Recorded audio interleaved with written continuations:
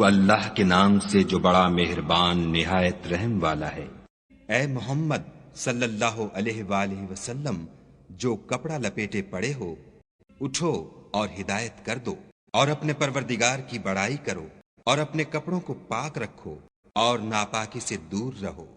اور اس نیت سے احسان نہ کرو کہ اس سے زیادہ کے طالب ہو، اور اپنے پروردگار کے لیے صبر کرو۔ جب سور پھونکا جائے گا وہ دن مشکل کا دن ہوگا،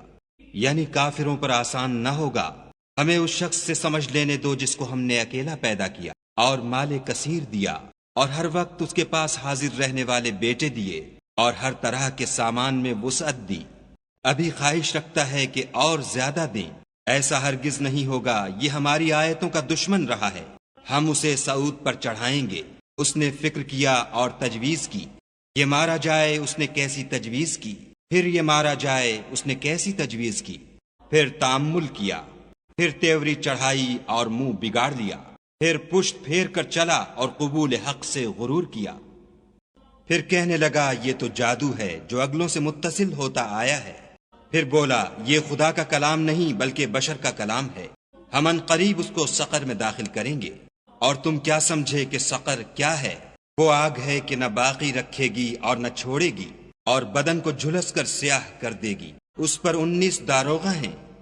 اور ہم نے دوزخ کے داروغہ فرشتے بنائے ہیں، اور ان کا شمار کافروں کی آزمائش کے لیے مقرر کیا ہے، اور اس لیے کہ اہل کتاب یقین کریں اور مومنوں کا ایمان اور زیادہ ہو، اور اہل کتاب اور مومن شک نہ لائیں، اور اس لیے کہ جن لوگوں کے دلوں میں نفاق کا مرض ہے اور جو کافر ہیں کہیں کہ اس مثال کے بیان کرنے سے خدا کا مقصود کیا ہے۔ اسی طرح خدا جس کو چاہتا ہے گمراہ کرتا ہے اور جس کو چاہتا ہے ہدایت دیتا ہے، اور تمہارے پروردگار کے لشکروں کو اس کے سوا کوئی نہیں جانتا، اور یہ تو بنی آدم کے لیے نصیحت ہے۔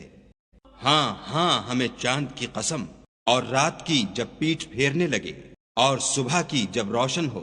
کہ وہ آگ ایک بہت بڑی آفت ہے، اور بنی آدم کے لیے موجب خوف، جو تم میں سے آگے بڑھنا چاہے یا پیچھے رہنا چاہے۔ ہر شخص اپنے اعمال کے بدلے گرو ہے،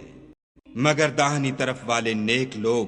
کہ وہ باغہائے بہشت میں ہوں گے، اور پوچھتے ہوں گے، یعنی آگ میں جلنے والے گناہ گاروں سے، کہ تم دوزخ میں کیوں پڑے؟ وہ جواب دیں گے کہ ہم نماز نہیں پڑھتے تھے، اور نہ فقیروں کو کھانا کھلاتے تھے، اور اہل باطل کے ساتھ مل کر حق سے انکار کرتے تھے، اور روز جزا کو جھٹلاتے تھے، یہاں تک کہ ہمیں موت آ گئی۔ تو اس حال میں سفارش کرنے والوں کی سفارش ان کے حق میں کچھ فائدہ نہ دے گی۔ ان کو کیا ہوا ہے کہ نصیحت سے روگرداں ہو رہے ہیں، گویا گدھے ہیں کہ بدک جاتے ہیں، یعنی شیر سے ڈر کر بھاگ جاتے ہیں۔ اصل یہ ہے کہ ان میں سے ہر شخص یہ چاہتا ہے کہ اس کے پاس کھلی ہوئی کتاب آئے، ایسا ہرگز نہیں ہوگا۔ حقیقت یہ ہے کہ ان کو آخرت کا خوف ہی نہیں، کچھ شک نہیں کہ یہ نصیحت ہے۔ تو جو چاہے اسے یاد رکھے، اور یاد بھی تبھی رکھیں گے جب خدا چاہے، وہی ڈرنے کے لائق اور بخشش کا مالک